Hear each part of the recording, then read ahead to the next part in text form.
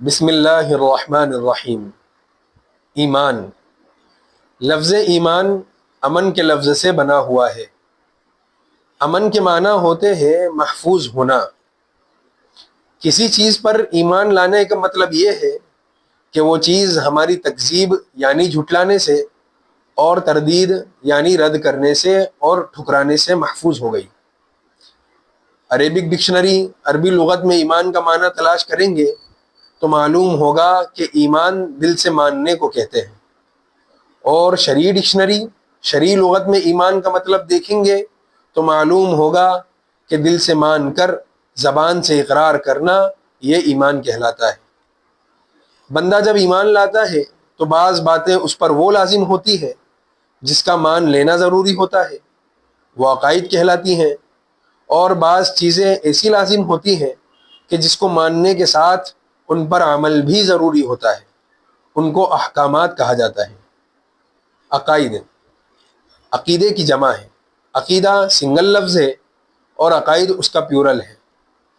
عقیدے کے معنی عربک ڈکشنری کے اندر گانٹھ باندھنے کے آتے ہیں، اور شرعی ڈکشنری میں عقیدہ کہا جاتا ہے بندے کے اس نظریے کو کہ جس کی بنا پر اللہ تعالیٰ کی رضا حاصل ہو اور جس کو نہ ماننے کی وجہ سے اللہ کی ناراضگی کا سامنا کرنا پڑے، یا یوں کہہ لیا جائے کہ جس کو ماننے کی وجہ سے قیامت میں اللہ اس کے لیے جنت کا فیصلہ فرماوے، اور نہ ماننے کی بنا پر اس کے لیے اوندھے منہ جہنم میں ڈھکیل دیے جانے کا فیصلہ کر دیا جاوے۔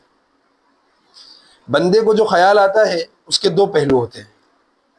مثال کے طور پر کسی بندے کو اللہ کے تعلق سے خیال آوے کہ اللہ ہے کہ نہیں ہے، تو اللہ ہے یہ خیال کا ایک پہلو ہے، اور اللہ نہیں ہے یہ خیال کا دوسرا پہلو ہے۔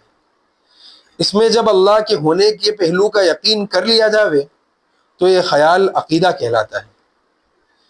بسا اوقات کئی مرتبہ انسان اپنی زندگی میں ایسے الفاظ کہہ جاتا ہے جس کی وجہ سے اس کے ایمان سے نکلنے اور نکاح کے ختم ہونے کا خطرہ لاحق ہو جاتا ہے۔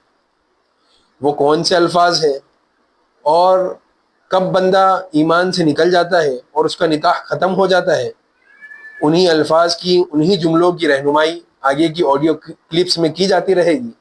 اللہ تبارک و تعالی ہم کو پابندی کے ساتھ ان مسائل کو سننے کی اور ان پر عمل کرنے کی توفیق نصیب فرمائے، آمین۔